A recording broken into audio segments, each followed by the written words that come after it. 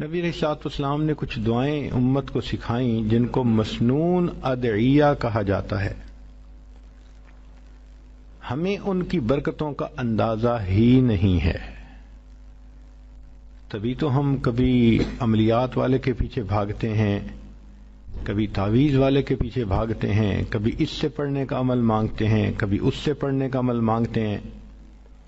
بھائی نبی علیہ السلام نے جو پڑھنے کے اعمال بتا دیے، اس کے بعد تو مزید کچھ کسی سے پوچھنے کی حاجت ہی نہیں رہتی. مسنون دعائیں وہ دعائیں ہیں جو اللہ تعالی کے خزانوں کے دروازوں کی کنجیاں ہیں. آپ کنجی کو لگائیں، رحمت کا دروازہ کھل جائے گا. یہ نبی علیہ السلام کی زبان فیض ترجمان سے نکلی ہوئی مقبول دعائیں ہیں. یہ اللہ کے ہاں مقبول ہو چکی ہیں. ہم اگر ان دعاؤں کو پڑھیں گے تو یہ پھر قبول ہوں گی. جو چابی ایک دفعہ تالا کھول دے وہ بار بار کھول سکتی ہے، اور اگر وہ چابی دوسری دفعہ تالا نہ کھول سکے تو لگانے والے نے کوئی غلطی کی ہے. چنانچہ نبی علیہ الصلوۃ والسلام کی دعائیں اللہ رب العزت کے ہاں قبول ہو چکی، قبولیت پا چکی. اب ہم اگر ان دعاؤں کو پڑھیں گے تو رحمتوں کے دروازے کھلتے جائیں گے، اور اگر نہیں کھل رہے تو اس کا مطلب کہ چابی کو استعمال کرنے والے کو کوئی مسئلہ ہے. تو ان دعاؤں سے فائدہ اٹھائیں. عورتیں ایک مثال ذرا غور سے سنیں. آپ حج کرنے کے لیے جاتی ہیں تو کیا گھر کی ساری چابیاں لے کے ساتھ چلی جاتی ہیں؟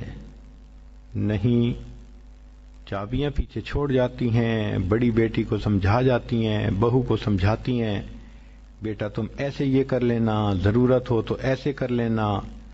لمبی انسٹرکشنز دیتی ہیں اس کو، اور پھر کہتے ہیں کہ یہ میں ساری چابیاں دیتی جا رہی ہوں، ذرا دھیان رکھنا، اور جب تمہیں ضرورت ہو تم فلاں دروازے کو کھول کے اس کے اندر جو کلوزٹ ہے اس میں پیسے رکھے ہیں تم لے لینا، تاکہ تمہیں کسی سے مانگنے نہ پڑیں. تو ماں جانے سے پہلے اپنے بچوں کو چابیاں دے جاتی ہے کہ میرے بچوں کو غیر کی محتاجی نہ ہو.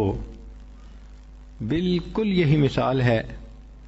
اللہ کے پیارے حبیب صلی اللہ علیہ وسلم جب اس دنیا سے جانے لگے تو محبوب صلی اللہ علیہ وسلم نے امت کو دعائیں سکھا دیں کہ اگر میری یہ امت ان دعاؤں کو پڑھتی رہے گی تو رحمتوں کے دروازے ان پر کھلتے رہیں گے.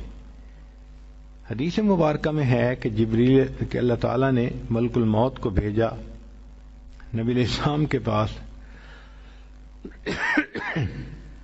انہوں نے آ کے کہا اے اللہ کے حبیب صلی اللہ علیہ وسلم، اللہ تعالیٰ نے آپ کو یاد فرمایا ہے.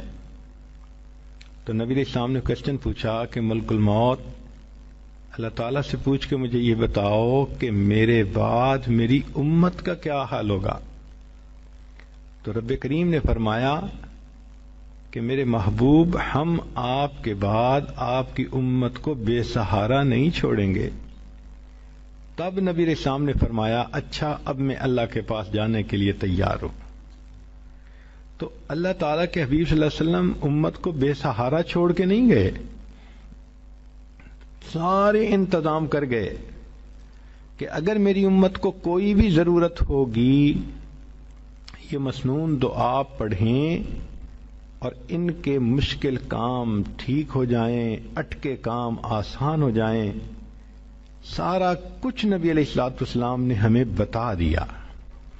چنانچہ آج کی اس مجلس میں چند باتیں اسی طرح کی بتانی ہیں کہ عورتوں کو اندازہ ہو سکے کہ جو مسنون دعائیں ہیں ان کی کیا اہمیت ہے اور اس کے کیا کیا فائدے ہمیں ملتے ہیں.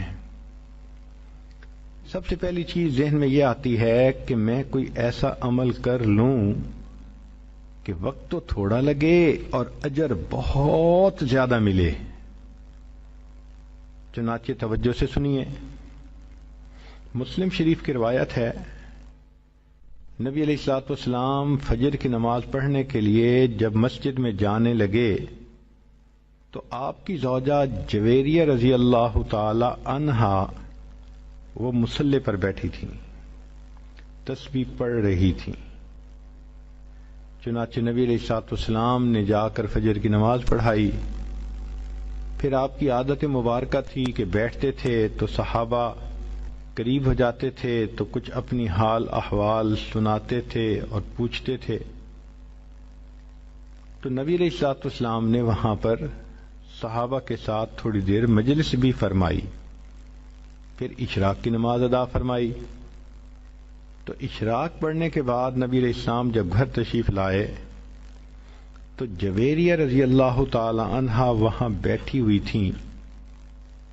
تو نبی علیہ السلام نے پوچھا، جویریہ میں تمہیں جس حال میں چھوڑ کر گیا جب واپس آیا تو تم اسی حال میں بیٹھی ہوئی تھی؟ اے اللہ کے نبی صلی اللہ علیہ وسلم، میں اسی حال میں بیٹھی اللہ کا ذکر کر رہی تھی۔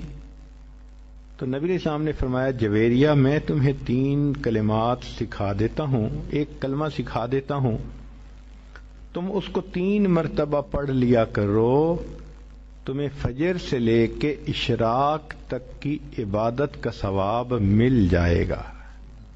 اب ذرا غور کیجئے کہ فجر سے اشراق تک تو ماشاء اللہ 2 گھنٹے بن جاتے ہیں تقریباً۔ تو 2 گھنٹے کی عبادت ایک طرف اور اس ایک فکرے کو 3 مرتبہ پڑھنا ایک طرف۔